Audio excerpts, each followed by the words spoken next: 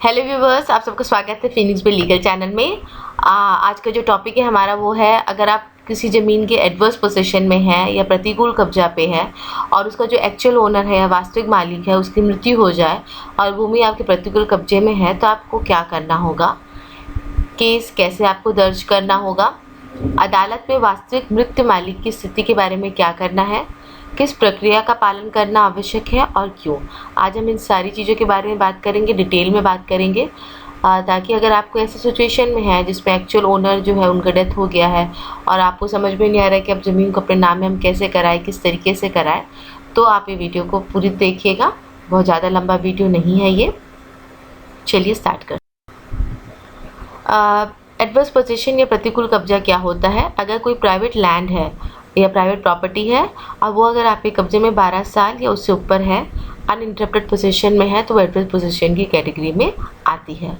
वही चीज़ अगर हम गवर्नमेंट लैंड के बारे में बात करें, वो आपके पास में 30 साल से ऊपर होना चाहिए और वो उसका भी पोजीशन आपके पास में अनइंटरप्टेड होना चाहिए। लेकिन एक चीज़ का ध्यान रखिएगा, अगर वो गवर्नमेंट लैंड है लेकिन वो कोई पब्लिक पर्पस के लिए वाली लैंड है, जैसे कोई सड़क हो गया या फुटपाथ हो गया या कोई नाला का ज़मीन हो गया, उसको अगर आपने पकड़ के रखा हुआ है तो वो प्रतिकूल कब्जा में काउंट नहीं करेगी। अगर आप केस करोगे भी तो भी आपके फेवर में वो काम नहीं करेगी, तो इस बात का ध्यान रखना ज़रूरी है। तो जब आपके कब्जा में है ये ज़मीन, प्राइवेट प्रॉपर्टी की हम यहाँ पे बात कर रहे हैं अधिकतर, और 12 साल से ऊपर है, तो आपको सबसे इम्पॉर्टेंट चीज़ जो फाइल करना होता है वो केस फाइल करना होता है। बहुत बार ये होता है कि लोग ज़मीन कब्जे में रखते हैं और क्योंकि कोई कुछ बोल नहीं रहा है, तो और क्योंकि वो एडवर्स पोजीशन होता है तो एक डर भी रहता है कि हमें खाली ना करा दे, तो लोग कोई केस वगैरह फाइल नहीं करते हैं और वही सबसे बड़ा मिस्टेक होता है। अगर आपके पास वो एडवर्स पोजीशन वाली ज़मीन है, अनइंटरप्टेड ज़मीन है, मैंने एडवर्स पोजीशन के बारे में बहुत डिटेल वीडियोस बनाया है कि क्या होता है, कैसे होता है, वो मैं आई बटन में डाल देती हूँ, वो ज़रूर देख लीजिएगा, तब आप समझ सकेंगे मैं बोलने की क्या कोशिश करी, क्योंकि अगर मैं बस पूरा समझाऊँ तो बहुत लंबा हो जाता है वीडियो। तो केस फाइल करना बहुत ज़रूरी हो जाता है। कौन सा केस आप फाइल करेंगे? वो है टाइटल सूट और डिक्लेरेटरी सूट, ये एक ही केस में होता है ये, और ये आपको फाइल करना होता है। अब आपका सवाल है कि टाइटल सूट क्या होता है, तो देखिए टाइटल सूट के ऊपर भी मैंने एक बहुत डिटेल वीडियो बनाया है, आप प्लीज़ उसको देख लीजिएगा। लेकिन बॉटम लाइन यही है कि अगर आपके पोजीशन में है, उसको आपको अगर अपने नाम में करवाना है तो वो कोर्ट के थ्रू ही हो सकता है और आपको उसके लिए केस करना ही पड़ेगा। अब हम आते हैं असल मुद्दे पे, और वो है कि जो उसका वास्तविक मालिक जो है उसका डेथ हो गया, अब क्या करें, कैसे हम उसको अपने नाम में कराएं। तो देखिए आप केस फाइल कर रहे हैं, टाइटल डिक्लेरेटरी सूट फाइल कर रहे हैं, तो उसमें जो एक्चुअल ओनर है जिसकी ज़मीन का आप एडवर्स पोजीशन में आप रखे हुए हो, उसका लास्ट नोन एड्रेस या अंतिम पता जो आपको पता है वो बताना होगा आपको कोर्ट को। उसका डेट ऑफ डेथ, कौन सी तारीख को उसकी मृत्यु हुई है, साल जो पूरा होता है वो आपको बताना होगा, और उसका मृत्यु का प्रमाण पत्र, मतलब डेथ सर्टिफिकेट जिसे बोलते हैं, वो भी आपको कोर्ट में बताना होगा। अब एक सवाल आता है कि ये डेथ सर्टिफिकेट हमारे पास में कैसे आएंगे?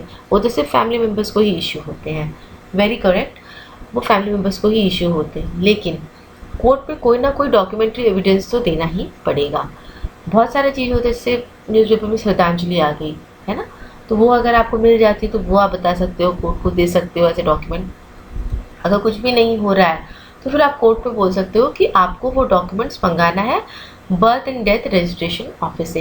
ये कोई म्यूनसिपल ऑफिस भी हो सकता है, कहीं कहीं पे अलग से बर्थ एंड डेथ का रजिस्ट्रेशन ऑफिस होता है, वहाँ से आप ये डॉक्यूमेंट आप मंगा सकते हो। लेकिन ये मंगाने के लिए भी आपके पास भी डेट ऑफ डेथ होना बहुत ज़रूरी होता है, क्योंकि कोर्ट में तो आपको प्रूव करना पड़ेगा कि जो एक्चुअल ओनर है उसका डेथ हो चुका है। इसके बाद आता है कि ठीक है डेथ हो गया है, अब क्या, अब मैंने कोर्ट को ही बता दिया तो उससे मेरे को क्या होगा। ठीक, उसके बाद में आपको एक बहुत इंपॉर्टेंट प्रोसेस फॉलो करना पड़ता है जिसका डायरेक्शन कोर्ट ही देता है। वो होता है कि आपको जो आपने केस फाइल किया है उसका जो डिटेल्स होता है वो आपको दो दैनिक, मतलब 2 डेली न्यूज़पेपर जो होते हैं उसमें डालना, जिसमें जो 2 डेली न्यूज़पेपर उसमें से एक राष्ट्रीय और एक स्थानीय, मतलब एक नेशनल और एक लोकल न्यूज़पेपर होना ज़रूरी होता है। और उसमें आपको उस ज़मीन का सर्वे नंबर या सर्वेक्षण संख्या जो है वो डालना होता है, पूरे संपत्ति का विवरण आपको डालना है, ये बोलते हुए कि आपने उसके ऊपर में टाइटल सूट फाइल किया है, ज़मीन अपने नाम करवाने के लिए आपने किया है, और अगर किसी को ऑब्जेक्शन है तो वो कोर्ट में इस तारीख को आके अपना ऑब्जेक्शन दे सकता है। अब एक आपका मन में सवाल आएगा कि ऐसा अगर मैं करूँगा तो बहुत लोग उठ के आ जाएंगे। बिल्कुल, and that is the whole purpose, कि इसीलिए डाला जाता है कि जिस किसी का ज़मीन पे क्लेम है वो कोर्ट में उठकर आए। अगर जिसका क्लेम होगा और कोर्ट में उठकर आएगा तो उसको डॉक्यूमेंट्री एविडेंस कोर्ट पे दिखाना पड़ेगा कि ये ज़मीन पे उसका भी मालिकाना हक है। उसको डॉक्यूमेंट्स दिखाना पड़ता है, लैंड का रिकॉर्ड दिखाना पड़ता है, और ये अधिकतर जो मृत व्यक्ति होते हैं उसके रिलेटिव्स ही उठ के आते हैं। और जब वो आते हैं, अगर क्लेम कर रहे हैं, तो उनको कोर्ट में ना सिर्फ लैंड रिकॉर्ड्स, साथ साथ में ये भी बताना पड़ेगा कि वो 12 साल तक क्या कर रहे थे।